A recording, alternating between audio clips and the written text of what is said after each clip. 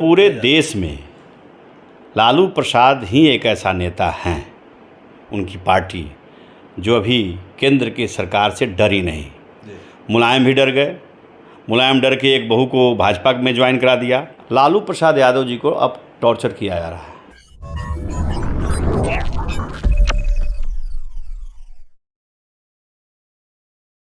Breaking Bihar. अभी हमारे साथ हैं पूर्व विधायक राजन तिवारी, जो अपनी बात बेबाकी से कहने के लिए जाने जाते हैं, बीजेपी में अभी हैं। इनसे बात करेंगे जिस प्रकार से आज लालू प्रसाद यादव के घर पर सीबीआई की छापेमारी हुई है, इस पर पूर्व विधायक राजन तिवारी जी क्या कहते हैं। सर, क्या कहेंगे एक ही केस पर बार बार किसी को प्रताड़ित करना? देखिए, पहले तो आपके चैनल को और आपको बहुत बहुत बधाई, शुभकामना। धन्यवाद सर। लालू प्रसाद यादव जी को अब टॉर्चर किया जा रहा है, एक ही मुद्दे को लेकर के बार बार किसी के ऊपर टीका टिप्पणी करना, किसी के ऊपर छापेमारी करना, उसके हैरेस करना। जो आदमी अस्वस्थ है, 2004 से लालू जी 2009 तक रेल मंत्री थे। उस समय रेल फ़ायदे में थी, रेल के बजट को उन्होंने बढ़ाया। उसके बाद बार बार एक ही आदमी के ऊपर टारगेट करके बार बार एक ही चीज़ में, एक ही केस में छापेमारी करना हमको तो कहीं से अच्छा नहीं लग रहा है।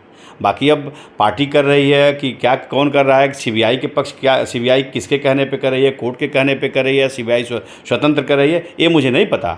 अब तो जांच का विषय है, क्या होगा क्या नहीं होगा तो न्यायालय में मामला जाएगा, उसमें तो मैं टीका टिप्पणी नहीं कर सकता। लेकिन मुझे जहाँ तक लगता है कि किसी व्यक्ति के ऊपर अगर एक बार छापेमारी हो तो उसी समय पूरी जाँच, पूरी पड़ताल कर लेनी चाहिए। बार बार उसके घर पे, उसके आवास पे जा करके उसको हरस नहीं करना चाहिए। सर, इन पर आरोप लगा था, आपको पता ही होगा कि रेलवे में टेंडर को लेकर के, नौकरियों को लेकर के, कि कई लोगों से इन्होंने ज़मीन लिखवा लिया, कई लोगों से पैसा लिया। अगर ऐसी बात भी है सर, तो आज 13 साल के बाद फिर वही फाइल खोलना।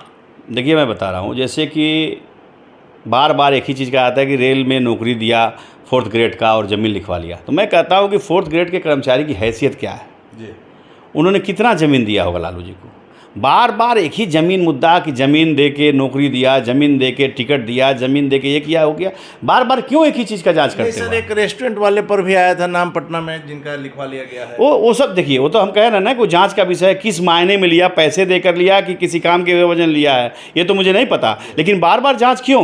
एक ही बार जाँच करके पूरा कंप्लीट करना चाहिए। उसी मामला मैं फिर कह रहा हूँ ना आपसे कि बार बार एक ही जांच को नहीं करना चाहिए। एक ही बार में जांच पूरा कर लीजिए, कंप्लीट कर लीजिए। जो केस करना है, 10 केस, 5 केस, 20 केस, जो करना है एक ही बार कर दीजिए ना। बार बार एक ही आदमी को हरास क्यों किया जा रहा है? सर, आप पुराने नेता रहे हैं, दबंग रहे हैं, अपनी बात को बेबाकी से कहते हैं। क्या सही है, क्या गलत है, किसको बुरा लगेगा, इससे मतलब नहीं है। जो आपको कहना है आप कहते हैं। लालू प्रसाद यादव को क्या लग रहा है कि पॉलिटिकल तरह से आप नहीं मैनेज कर पा रहे हैं, उनकी लोकप्रियता को कम नहीं कर पा रहे हैं, तो क्या इस तरह के लफड़े में फंसाकर उनकी? देखिए, पूरे देश में लालू प्रसाद ही एक ऐसा नेता हैं, उनकी पार्टी, जो अभी केंद्र की सरकार से डरी नहीं।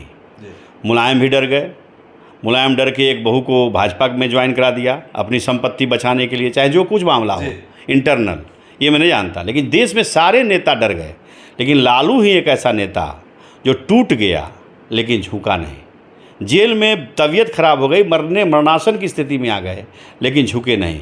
बहुत उनका अंदाज मुझे अच्छा लगता है सबसे। और मेरी बात जहाँ तक आप करते हैं, तो मैं किस बात का डरूँ भाई? मैं डरता नहीं हूँ सच्चाई बोलने से। मैं शुद्ध पॉलिटिशियन हूँ और जनता के बीच में हमेशा बना रहता हूँ। तमाम मेरे ऊपर भी आरोप प्रत्यारोप लगते रहते हैं। मैं डरता नहीं हूँ कोई चीज़ से। मैंने ना मैं ठेकेदार हूँ, ना मैं रंगदार हूँ, और ना मैं व्यवसायी हूँ। मैं शुद्ध राजनीति करता हूँ और गरीबों के बीच में बना रहता हूँ, इसलिए मैं डरता नहीं हूँ किसी चीज़ से। बीजेपी में है, हो सकता है मेरा सवाल आपको अच्छा ना लगे, लेकिन ऐसी बातें आ रही है, ऐसा माना जा रहा है कि आप कुछ भी कर लें, कितना भी गंदा काम कर लें, बस एक बार बीजेपी में शामिल हो जाए। जिस प्रकार गंगा नहाने से कहा जाता है कि सारे पाप धुल जाते हैं, उसी तरह अगर आप बीजेपी में जाते हैं तो आपके सारे पाप खत्म हो जाते हैं। 100 नेता मेरे सामने ऐसे दिखाई दे रहे हैं जो भाजपा में आ गए दूसरे दलों से। उनके ऊपर तमाम मुकदमे थे, तमाम घोटाले थे, सारे बंद हो गए, फाइल सारी बंद हो गई। अब तो मैं क्या बोलूँ, मेरी पार्टी है, मैं कुछ बोल नहीं सकता।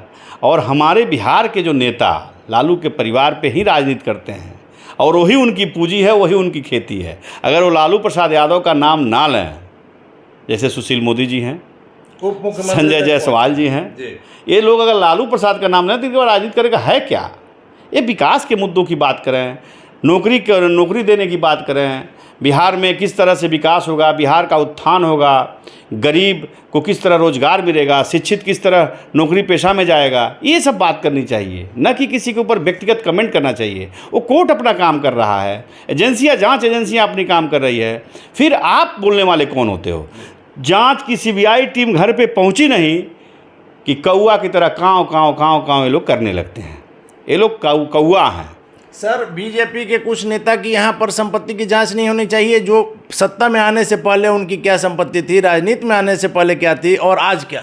मैं तो देख रहा हूँ तमाम ऐसे नेताओं को जिनके पास, अब मैं क्या बोलूँ, महिंद्रा की एजेंसियाँ हैं, उनके पास संपत्ति जो बहुत बड़े काँव बोलते रहते हैं, उनके पास बेंगलोर से लेके कहाँ संपत्तियाँ मैं तो जानता हूँ। चाहे हमारे प्रदेश अध्यक्ष हों, चाहे कोई हो, सबकी जांच कर लो ना। दूध का दूध, पानी का पानी हो जाएगा, सबका मुंह बंद हो जाएगा। सबका मुंह बंद, अब कैसे उनका जांच होगा? लेकिन जो जैसे करता है, जैसे को वैसा मिलता है, ऐसा नहीं है। सत्ता परमानेंट किसी की बाप की जागीर नहीं है। सत्ता आती है और जाती है, इसलिए सबके ऊपर कुछ न कुछ हो सकता है। इसलिए ये सब चीज़ें नहीं करनी चाहिए। व्यक्तिगत कमेंट, व्यक्तिगत चीज़ें नहीं बार बार आपको लानी चाहिए। व्यक्तिगत किसी के ऊपर आक्षेप नहीं लगाना चाहिए। सर, बिहार में शिक्षा व्यवस्था को लेकर क्या कहेंगे? पहले कहा जाता था कि चरवाहा विद्यालय है, 15 साल को जंगल राज कहा गया, उसी के बाद सुशासन आया। सुशासन में कुछ तस्वीरें ऐसी हमने अभी देखी है और आगे और आप लोग को दिखाएंगे कि एक ही क्लास में 5-5 जो है, एक कहने मतलब कि एक रूम में 5 क्लास, 8 क्लास, मैंने 1 to 8, 1 to 5 का क्लास चल रहा है। ये पढ़ाई नहीं तो मजाक है कि पढ़ाई? अगर देखिए, प्रखंड स्तर से जाँच करा ली जाए तो जितने शिक्षक नियुक्तियाँ हुई हैं विगत वर्षों की सरकारों में भी, तो जितने शिक्षक हुए हैं उन सबों को ABCD तक नहीं आता है, एप्पल का स्पेलिंग नहीं आता है, लेकिन शिक्षक बन के बैठ गए हैं और वो बच्चों को पढ़ा रहे हैं। देखिए, नीतीश कुमार जी के निष्ठा के प्रति, नीतीश कुमार जी की ईमानदारी के प्रति कोई दाग मैं नहीं लगा सकता, क्योंकि वो ईमानदार आदमी हैं, सत्य है। वो परिवारवाद की राजनीति नहीं करते, ये भी सत्य है। उनको पैसे का लोभ नहीं है, ये भी सत्य है। लेकिन नीतीश कुमार जी की अपनी चल कहाँ रही है? एक गाना गाया था बालेश्वर यादव ने, हिटलर शाही मिले मिले लेकिन मिली जुली सरकार ना मिले। तो मैं बिहार की आवाम से अब प्रार्थना करता हूँ, प्रेयर करता हूँ कि जिस किसी की भी सरकार बनाओ, स्वतंत्र रूप से बनाओ, एक तरफा बनाओ, तब बिहार का विकास होगा। हाँ, कह रहे बालेश्वर यादव मर गया, स्वर्गीय बालेश्वर यादव गायक थे भोजपुरी के, उसने कहा था हिटलर शाही मिले मिले लेकिन मिली जुली सरकार ना मिले। वही वाली बात है। नीतीश कुमार जी का चल कहाँ रहा है? अंधेर नगरी चौपट राजा वाली बात हो गई है। सर, आखिरी सवाल है कि आपके पार्टी भी, चिराग पासवान की पार्टी के बिहार के प्रदेश अध्यक्ष हैं। चिराग पासवान जिस प्रकार से बिहार में घूम रहे हैं, सरकार की नीतियों का विरोध कर रहे हैं। हालांकि व्यक्तिगत संबंधों को उन्होंने दिखाया है, एक नया आदर्श स्थापित किया है कि मुख्यमंत्री नीतीश कुमार से तमाम विरोधों के बावजूद जब आमने सामने हुए हैं तो चरण स्पर्श किया है। आज के दौर में चिराग पासवान जो पूरे बिहार में घूम रहे हैं, लगातार वो कह रहे हैं शराबबंदी और शिक्षा को लेकर के। आपने देखा होगा पिछले सप्ताह एक छोटे से बच्चे सोनू यादव ने शिक्षा व्यवस्था की और शराबबंदी की कलई खोल कर रख दी। इस पर क्या कहें? देखिए, चिराग पासवान एक होनहार युवा नेता हैं। बिहार में उनका भविष्य झलकता है और बिहार से उनका भविष्य झलकता है, दोनों लोगों का। और एक कद्दावर नेता, दलित के दूसरे अंबेडकर के पुत्र हैं। राजनीति उनके जीन में है, उनके ब्लड में है। वो बिहार के लिए अच्छा सोचते हैं और मैं शुभ आशीष देता हूं कि चिराग पासवान बिहार के भविष्य बने। सबसे बड़ी बात है चिराग पासवान जी का संस्कार है। अगर वो नीतीश कुमार जी का पैर छूते हैं तो पिता तुल्य हैं, इसमें कोई गुरेज नहीं। नीतीश कुमार जी के साथ सम्मानजनक पेश आते हैं, वो अच्छी चीज़ है।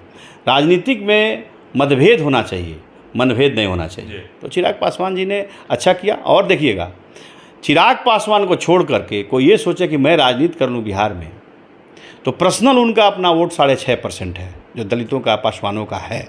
जो पासवान का लीडर वो हैं। इसमें अब कभी कोई चाचा, हाँ, कोई चाचा अलग हो जाए, कोई चला कहीं चला जाए, लेकिन चिराग पासवान को ही पासवान नेता मानता है, नो डाउट। लेकिन चिराग पासवान अदर जात में भी दिल में बैठने का काम किए हैं, ये उनका बड़प्पन है। और बड़े लोगों के बीच में भी जा कर के, अपर कास्ट के लोगों के बीच में जा कर के भी उन्होंने जगह बनाया है। यह सच्चाई है, इसमें कहीं कोई दो राय। सर, हमने कहा था आखिरी सवाल, लेकिन आपके जैसी शख्सियत से मुलाकात होती है तो आखिरी करते एक आध सवाल और निकल जाते हैं। ये सही में आखिरी सवाल है सर कि राजन तिवारी भी बीजेपी में, जहां तक हमारी जानकारी है, कि अपने आप को उपेक्षित महसूस कर रहे हैं, उनकी भी उपेक्षा की गई है, चाहे वो यूपी का चुनाव हो या इसके पहले हो, जबकि आपने योगी आदित्यनाथ जी की सरकार को बनाने में अपने तरफ से कोई कोर कसर नहीं छोड़ा था। वैसे में क्या ये माना जाए कि कल के डेट में राजन तिवारी लोक जनशक्ति पार्टी रामविलास में आ सकते हैं? नहीं, ऐसा नहीं है। मैं पार्टी में रामविलास पासवान जी के साथ राजनीति शुरुआत किया था। जब मैं निर्दलीय 2000 में एमएलए बन के आया था, तो मेरे राजनीतिक गुरु कहिए वो रामविलास पासवान जी हैं, वो मेरे आदर्श भी कहिए। और मैं जब पार्टी को छोड़ा तो उन लोगों ने मुझे निकाला नहीं था, मैं स्वयं पार्टी को छोड़ा था। मुझे कुछ ऐसा लगा, कुछ ऐसे लोग हम उस पार्टी में उस समय अपनी दखलंदाजी दे रहे थे जो मुझे बर्दाश्त नहीं था, और मैंने पार्टी को छोड़ दिया। और रहा सवाल उपेक्षा की भाजपा में, तो मैं जब तक जिस पार्टी में रहता हूँ पूरी निष्ठा और ईमानदारी के साथ रहा हूँ। पार्टी ज़्यादा बदला नहीं हूँ। रामविलास पासवान जी के पार्टी में था, उसके बाद से आरजेडी मेरा चर्चाएं जरूर था, लेकिन मैं आरजेडी का सदस्य, आरजेडी का सदस्य नहीं बना। सुनिएगा मेरी बात। दूसरी पार्टी मैंने भाजपा ज्वाइन किया 2019 में, बड़े नेताओं के कहने पे। 2019 में उन्होंने कहा कि चुनाव लड़ाएंगे, मुझे नहीं लड़ाया, मेरा यूज़ किया। 2019 के लोकसभा चुनाव में भी मदद लिया, 2020 के विधानसभा में भी मदद लिया, 2022 के उत्तर प्रदेश चुनाव में भी हमने मदद किया। हालांकि मेरे मदद से नई मदद से कुछ उनको घाटा फ़ायदा होगा वो तो भगवान जानता होगा, लेकिन मैंने निष्ठा के साथ मदद की।